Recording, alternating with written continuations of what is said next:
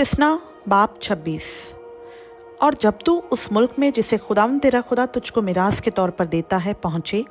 और उस पर कब्ज़ा करके उसमें बस जाए, तब जो मुल्क खुदावंद तेरा खुदा तुझको देता है उसकी ज़मीन में जो किस्म किस्म की चीज़ें तू लगाए, उन सब के पहले फल को एक टोकरे में रख कर उस जगह ले जाना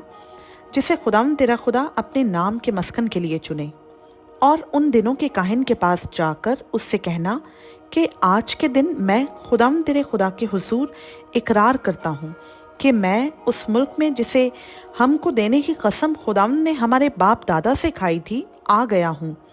तब काहिन तेरे हाथ से उस टोकरे को लेकर खुदावंद तेरे खुदा के मस्बा के आगे रखे। फिर तू खुदावंद अपने खुदा के हुजूर यूँ कहना कि मेरा बाप एक अरामी था जो मरने पर था, वो मिस्र में जाकर वहाँ रहा और उसके लोग थोड़े से थे और वहीं वो एक बड़ी और जोर आवर और कसीरुल तादाद कौम बन गया।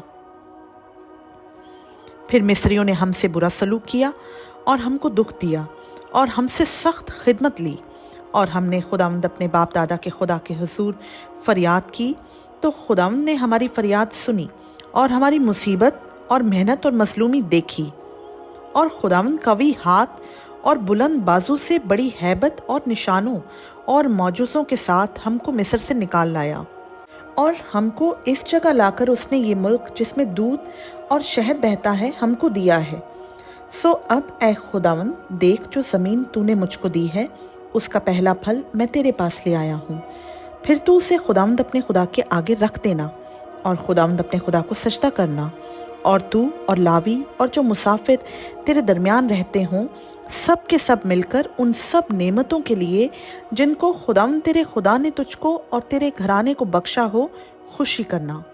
और जब तू तीसरे साल जो दैयकी का साल है अपने सारे माल की दैयकी निकाल चुके, तो उसे लावी और मुसाफिर और यतीम और बेवा को देना, ताकि वो उसे तेरी बस्तियों में खाएं और सेर हों। फिर तो खुदावंद अपने खुदा के आगे यूँ कहना कि मैंने तेरे अहकाम के मुताबिक जो तूने मुझे दिए मुक़द्दस चीज़ों को अपने घर से निकाला और उनको लावियों और मुसाफिरों और यतीमों और बेवाओं को दे भी दिया, और मैंने तेरे किसी हुक्म को नहीं टाला और ना उनको भूला। और मैंने अपने मातम के वक्त उन चीज़ों में से कुछ नहीं खाया और नापाक हालत में उनको अलग नहीं किया, और ना उनमें से कुछ मुर्दों के लिए दिया। मैंने खुदावंद अपने खुदा की बात मानी है और जो कुछ तूने हुक्म दिया उसी के मुताबिक अमल किया। आसमान पर से जो तेरा मुक़द्दस मस्कन है नज़र कर और अपनी कौम इसराइल को और उस मुल्क को बरकत दे जिस मुल्क में दूध और शहद बहता है, और जिसको तूने उस कसम के मुताबिक जो तूने हमारे बाप दादा से खाई हमको अता किया है। खुदावंद तेरा खुदा आज तुझको इन आइन और अहकाम के मानने का हुक्म देता है, सो तू अपने सारे दिल और सारी जान से इनको मानना और इन पर अमल करना। तूने आज के दिन इकरार किया है